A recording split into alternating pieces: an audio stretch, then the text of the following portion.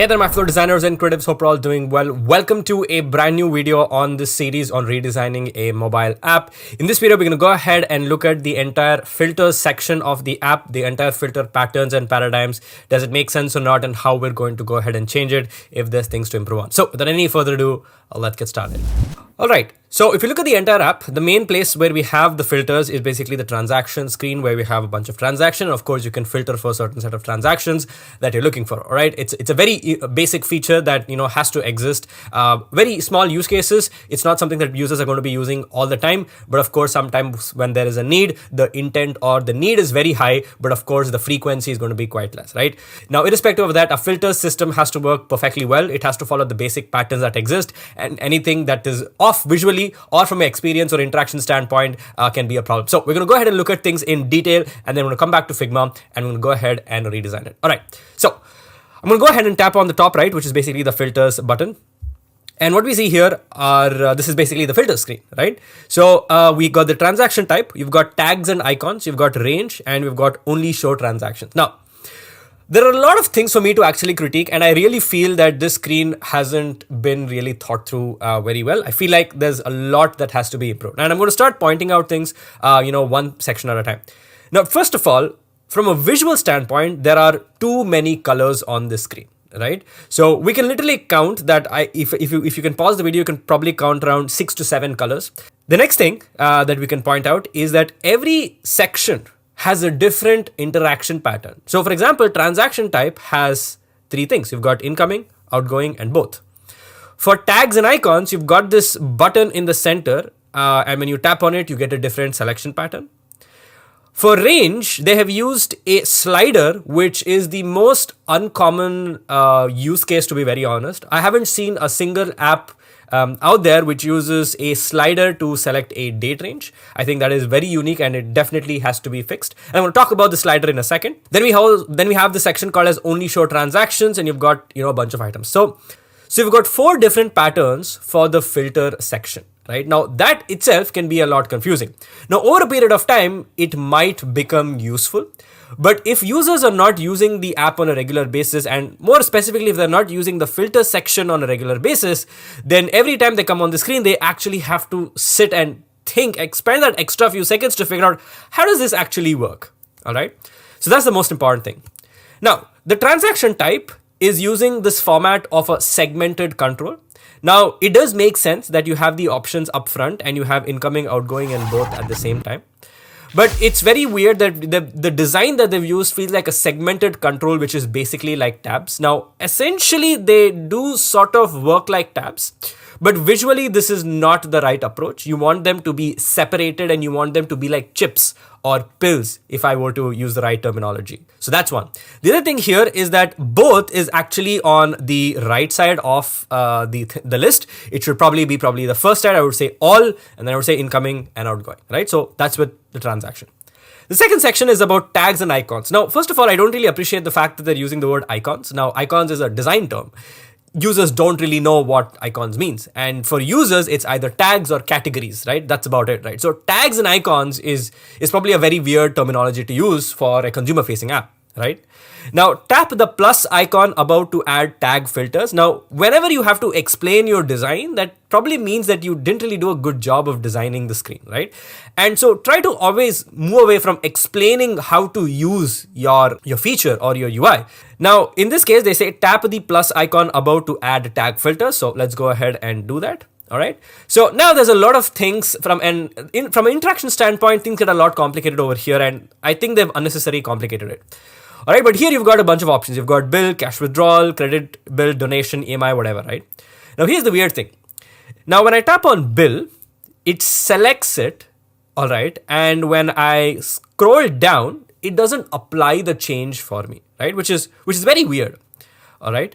Now, when I try to swipe down over here, also it works, all right? But it doesn't apply the change, right? So I had chosen incoming transactions, or actually I had chosen outgoing, I guess, right? And when I close it, it doesn't tell me that, hey, do you want to apply or reject the filters or whatever it is, right? So there's a chance that I might have applied some filters and, by mistake scroll down, and now I've lost it, right? So the right approach here is, first of all, you make it non-dismissible, right? So even if you drag down, you shouldn't be able to dismiss it. The second thing is when you tap on outgoing, you have the button that says show 56 transactions. Now, because that button exists and you have to confirm your change, you shouldn't allow users to, cancel the screen, because that causes interaction problems, right? So what that means is, first of all, you have to force users to to tap on the button that says show 56 transactions, and you prevent them from dismissing the screen because you want to prevent this accidental dismiss, right? So that's one. Now, anyway, coming over here, the same thing applies over here, right? Here they have a different pattern where you have a check mark on the right side, all right? And here you don't have a check mark. So you're using two different patterns over here, which first of all is very unique, all right? And obviously it's inconsistent if I were to use the right word, all right? So anyway, I'm going to tap on bill over here. Now here you get this new button called as all icons. Now again, I'm going to repeat this, that using the word icons is not the right choice of words, because this is not an app for designers. This is a consumer facing app and you shouldn't use the word icon, right?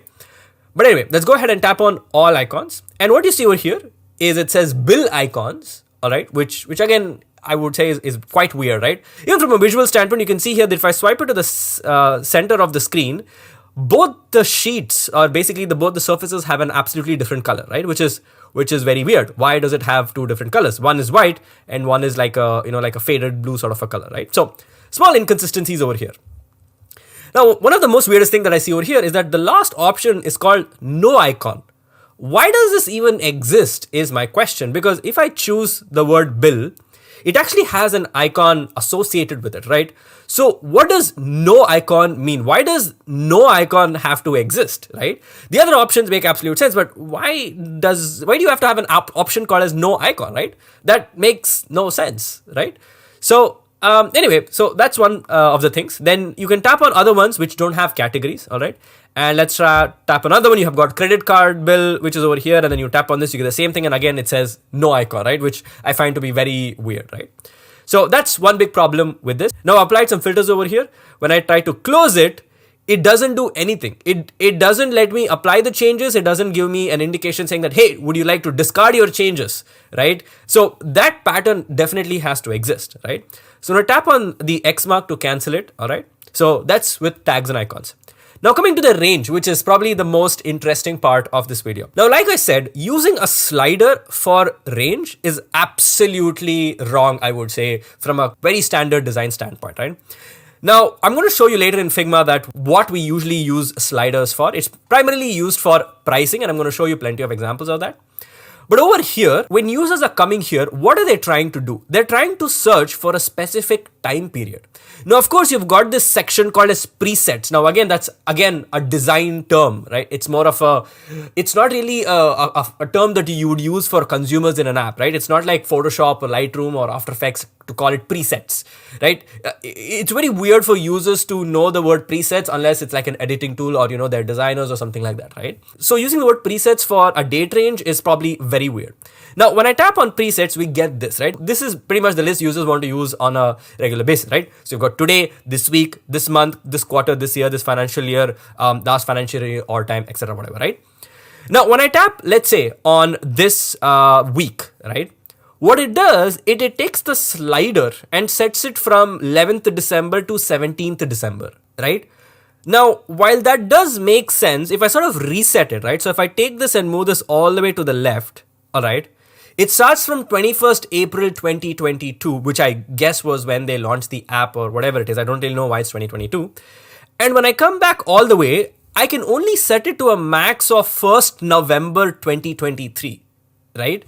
And even if I go back, if you can see over here, I'm going all the way to, oh, this is pretty weird. So I went to 1st March 2023, then I'm going to 1st Feb 2023, and suddenly I'm at 1st Jan 2022, right? So that definitely is a bug. But when you go back, you then go back to 1st December 2022. I mean, so there's a pretty much of a bug over here. So you can see it's 1st December 2022, 1st Jan 2022, and then you've got 1st Feb 2023. So there's a big bug over there. All right.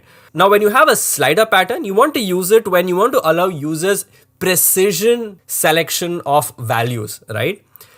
So there's no way that I can't, like, let's say I want to search from 1st December to 17th December, right? There is no way for me to do it over here with the slider. So what is the point of having it? Let's say I just want to see the expenses for this month, or, I want to look at some specific set of transactions. I don't know, let's say I want to choose bill payments or cash withdrawal or something like that for this particular month. Or let's say basically from the 1st December of this month to the 17th December of this month, right? There's absolutely no way for me to do it. Now, the weirdest thing here is that there actually is a way, but it's so hidden that almost nobody's going to know about it. When you tap on one of these nodes, you then get this calendar sheet where you can select the calendar. Now, here you have the same problem where you can go back, and first of all, this is lagging quite a bit, so it's not really switching correctly. So be patient on that, please. So if I come down here to Feb 2023 and now I go back, I get, it's not working. Let's try again. No. Oh yeah, I get Jan 2022, right? And when I cancel, I get back to 1st November 2023. And when I tap on it, I'm back here again. But now if I want to choose a specific date, I have to come over here, tap on the right side, and then tap on 1st December 2023, and then I get it, right? So if I'm able to, pick dates like that, what is the point of having this slider is my biggest question altogether. It does look fancy for sure, but it solves absolutely no problem, to be very honest, right? So this is something that we should definitely improve, and you can go ahead and look at any other app out there. If you have to select a date range, it's never a slider, all right? Now, then we have this section called as only show transactions. Now, the title itself is very weird for me. Only show transactions ... right? So it feels like something got truncated. I would probably use a different terminology called as others or more options or something like that. Only show transactions ... isn't really good copywriting in my opinion. But anyway, you've got a bunch of options over here. And these seem to be fine. I'm not going to go into the details of this. But anyway, coming down to the bottom bar, you've got reset and choose filters. This reset button looks very weird to me, even though, just visually it looks completely off for me. You've got an icon, you've got a small font size, then you've got choose filters, which is disabled, but looks like an active button, and then is larger. You've got different corner radius. Just visually, this whole screen is completely broken, in my opinion, right? So there's a lot to fix with this, and what we're going to do now is going to go into Figma and look at the various patterns that exist and see what are the advantages and disadvantages of each pattern. So let's jump into Figma. All right, so here I am in Figma, and let's do a quick walkthrough of it. So we've got 4 sections. So we've got transaction type, tags, and icons. You tap on this, you come over here to this screen, and then you tap on one of the options. You get to see all icons, then you can choose one of the options, right? Then you've got range. When you tap on presets, this is what you get, all right? And then you can tap on the individual nodes to open up the calendar, all right? So that's pretty much the basic overall overview. I'm not going to go into the details of it. Now, from what I see, there are 4 types of patterns that exist when it comes to filter screen, and we're going to look at all of them. Now, when it comes to filter patterns, there are primarily 4 types of patterns from what I've seen. Of course, there might be 1 or 2 more, but if I were to try to find out, how many exist, I would probably narrow them down to 4 patterns. And this is one of the patterns, and of course, each pattern has its own advantages and disadvantages. Now, for an app like Swiggy, which is basically a food delivery app, right? They have this pattern, which is basically they have tabs. So you've got sort, delivery time, one benefits, cuisines, explore ratings, whatever, right? And the advantage of this is that this is a scalable solution, and you can keep adding as many tabs as you want, and it's going to be easy. And that's why if you see a lot of e-commerce apps that have a lot of category filters, this makes a lot of sense, right? Now, the biggest advantage over here is that most of the time when people come on the screen, they exactly know what filters to apply because they have already thought about their preferences even before they come on the filters screen, right?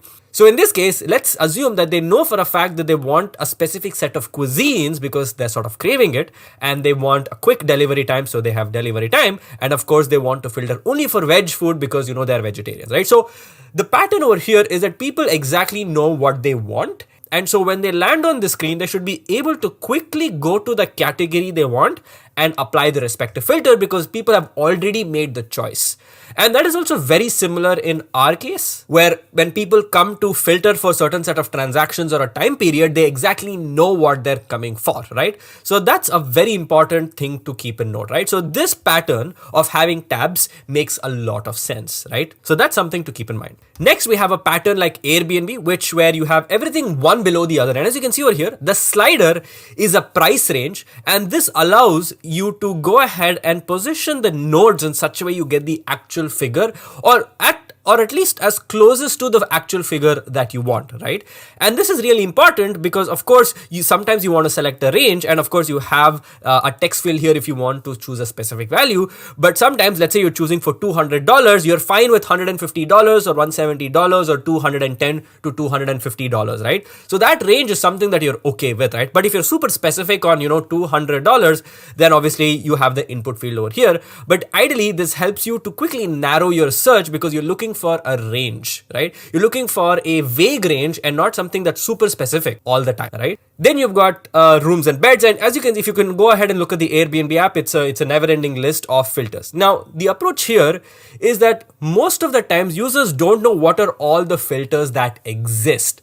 So what they're going to do is where they're going to finalize a particular date or a time that they're going to, book or rent a house for. They're also going to choose the location, and before they go ahead and start browsing, they will come to the filters page and slowly go section by section and start applying filters to things that they need. The thing is, they don't know what are all the filters that are there. Yes, they might know some filters that exist. Maybe they want it to be pet friendly. Those are very specific examples, right? But usually you go ahead and you start listing down and applying all the filters, which is why it makes sense to have all of these broken down and have their own sections rather than having tabs, because when you have to go through all of these tabs to apply your filters and then finally start browsing, you've wasted a lot of time and there's too many interactions or too many tabs that you've had to do, right? So having to quickly scroll through this list makes it a lot easier when you have a lot of categories, and users are really looking forward to apply a lot of the filters before they go ahead and start browsing. Of course, like I said, some users will exactly know what are some of the things that they want, but majority users want to come, look at all the filters, apply all of them that make sense to them, and then start browsing, right? So that makes a lot of sense. Coming to another one, this is another type where you have these list items and you have to go to each list item and you go to a next screen. So for example, if you tap on relevance, you go to a new screen. We have a bunch of options, you choose and you come back, right? That is also very similar to this screen that I would say. The pattern is relatively similar, and this is again an e-commerce app. So as you can see over here, you've got categories, sizes, brand, etc. Now both of these patterns do work. So now sometimes you're going to do some usability test or get feedback from users and see if they're actually using the filters very quickly, how much time are they spending on their filters. But again, over here, the biggest disadvantage with this is that you have to go to and fro multiple screens to apply your filters. But again, that may be all right because users will not want to come and select all the filters. Maybe some filters, maybe not all the filters, but again, it totally depends. I think a lot of apps can even follow this pattern or this pattern because it's super quick to tap through the sections over here and find what you're looking for, right? And finally, we have this, which is very similar to the first one, but the only difference here is that everything is sort of in an accordion and you have to tap each one of those. I'm not really a big fan of this because you have, multiple categories. The advantage of this is that this is definitely a much scalable solution because you can have as many categories as you want. But in this case, I don't really think, I'm really a big fan of accordions. So probably if I were to sum up this pattern, and this pattern are probably my top 3 favorites. This is tabs. This is not tabs. This is, everything opened up for you. And this is probably list items, which is sort of acts like tabs, but not really.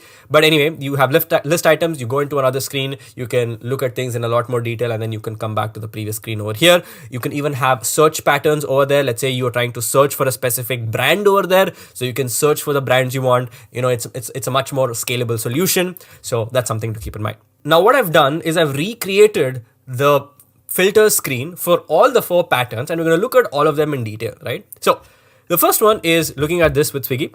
Now, of course, I didn't have the same UI like this because I don't really sort of like this, this UI of having this left, right, with all this 3-column layout, not actually 3-column, but you know what I mean. It's like this, like this grid box layout. I don't really like that visually. And also doesn't work well with the screen that we have and the design language that we're following.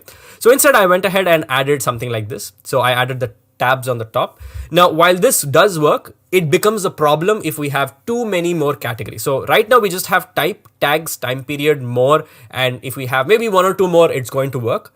But the moment we add, more than 7, it becomes a big fat problem, right? So if we don't have that many and we just restrict to these 4 tabs, this works perfectly like a charm. So you can quickly go and tap on the things that you want and search what you want. When you have tags, you'll have the list of all the tags down below, time period, the same time period, and more also, you're going to have them down below, right? So that's going to be super helpful. I also added the apply and reset button over here. Very simple and straightforward. Now, next one is the Airbnb style, where we have everything one below the other. So here we have filter transactions. You've got transaction type. Here you can switch between the 3 tabs as quickly as possible, which makes a lot of sense. You've got the section called as tags or categories. Now, I didn't know what header to give it because, I don't know what to really call it. Maybe I need to think about this a bit more. But tags, of course, we have a lot of tabs, so it doesn't make any sense to have them one below the other. And we also have subcategories for each of the tags. So here for, we've got a bunch of icons for, a bunch of subcategories for the, the category called bill. So it wouldn't really make any sense to have them one below the other. So I put them into a list item.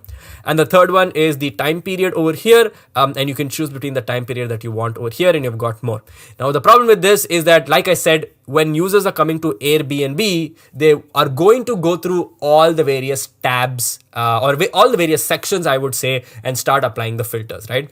But in this case, users are not going to do that. Users have already decided what filters they want to apply when they come over here, right? So this screen doesn't make a lot of sense, and this still, comes back to the same problem we had before, which is having 3 different or 4 different types of interaction patterns and selection patterns to apply a filter, right? So here again, we have 3 tabs. We've got a list item where you go to a new screen. You've got list items one below the other, and you've got switches over here, right? So this again, not my favorite. And the moment we start adding more, categories, like for example, we have transaction tab, we've got tags and time period. The moment we start adding more items, then it's going to make this even longer. So from a realistic standpoint, I don't think this pattern makes a lot of sense. And finally, coming down to this one is a good option that we can consider. So what I did was I added transaction type, tags, and time period into list items, and each of them tapping on which will take you to a new screen when you can choose the options. More, I've added them right down below over here. I could have added more also as another option, but I added all the options upfront because users may not know what is in more. So it's good to show all of those upfront, but obviously users will know what is under transaction type, what is under tags, and what is under time period, right? Very similar to how they've, sort of separated sort by with category and size, and then brand, condition, color, and price, right? So these 4 in one category, or basically one group, category and size is one group, and sort by is another group, right? So sort of followed the same approach that I've put all of these together and then separated the other section here with more. Now, again, this does work because users are going to come over here and they already know what they want to apply. So they're just searching for the specific word. For example, they're searching for time period and they search for time, they find time period over here, and then they apply the filter. Now, even though this requires that additional step of going to another screen and applying the filters and coming back, I don't really think it's going to be a big problem because users are not going to, use this feature on a regular basis. They're not going to be spending too much time on this. It's a very small use case. It's a very niche use case, and it's a very high intent use case, right? So I believe either this pattern or this pattern makes sense.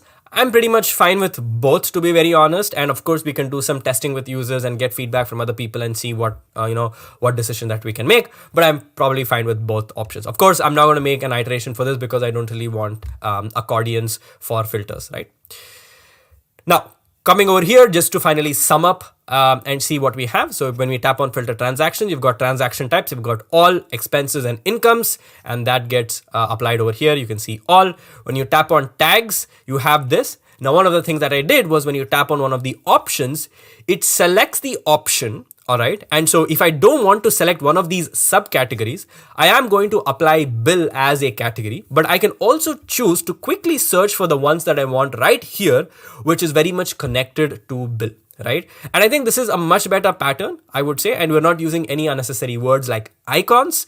We're just using simple, the names of the categories over here, and this makes a lot of sense. So if you want to choose a specific, main category which has some subcategories, you can tap on it. It opens up more area with the list of categories over here, and we can go ahead and limit this to 4 lines. We can keep it scrollable. We can do a bunch of things over here. This is more of a scalable solution which has a lot of solutions, but we're not really compromising much on the solution. And obviously you can search for tags as well, and it makes job a lot easier, right? So this is how I solved the problem with the tags. And then finally, time period, I added all time right on top. If you see over here with what we have, they have all time at the bottom, which should be selected by default. If you actually think about it, it should be selected by default because you ideally want to be showing transactions for all time, but it's not really showing that. So I added that first, if I come back over here, and it should be pre-selected all the time. And then you have today, this week, this month, this quarter, this financial year, and then you have and then you have custom. Now for custom, there are multiple patterns that actually exist. I'm not going to go into the details of it. It's actually a very standard pattern. If you go to Mobbin, you can actually check. There are multiple ways to deal with it, but I'm not going to go into that because the main issue that I wanted to speak about was that having custom dates or choosing custom dates from here by tapping on these nodes is definitely an undiscoverable or an unconventional pattern. So the best way to do it is to have a button that says custom dates, which makes it very easy for users to understand. And obviously it should be the last option, and tapping on which probably opens up a sheet where you have a calendar where you can choose a start range and a start date or an end date, or basically choose from the start date to an end date, right? And you've got a lot of apps like airline apps, travel apps, like hotel booking apps, which have a very similar pattern. So, I would just go for the same. And with that being said, I hope this redesign of mine makes a lot more sense right now. So that's pretty much it for this video, guys. Thank you guys so much for watching. Hope you guys really enjoyed it. If you did, let me know in the comment sections down below. Make sure to leave a like and subscribe to the channel for more amazing, awesome content. And I'll see you guys in my next video. So then take care and bye-bye.